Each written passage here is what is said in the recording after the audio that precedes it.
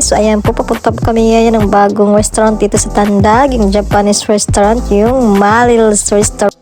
So itry nga namin to kung masarap ba, dahil nga marami daw pumupunta dito. So ayan, first time po namin na kumain po dito sa isang Japanese restaurant. Kasi itong dalawang to is gusto talaga nila mag-try ng yung mga Japanese food. Kasi nga gusto na nila mag-chopstick. Yan nga. So, ayan po yung menu. So, naguguluhan po kami kung anong orderin namin. Kasi nga, first time namin kumain ng ganitong mga pagkain ng Japanese. So, ayan at tumitingin na nga yung si Kuya Jeffoy.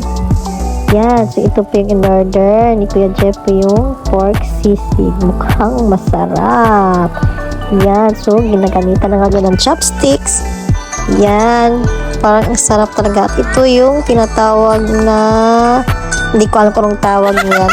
Ito yung order ng husband ko, pero masarap siya, promise. Ito yung namang order ko. Ito yung chicken kutsaron ba yun tawag, pero as in masarap po talaga siya. May kanin po siya sa ilalim, so talagang mabusog ka talaga niyan. Ang sarap po niyan. At saka, ito yung order naman nila, yung ramen. Of course, hindi yan mawawala sa Japanese food. In fairness, ang sasarap po ng pagkain nila dito. Ayan na nga, kumain na nga si Kuya Jeffoy. Parang ang sarap talaga ng kain niya.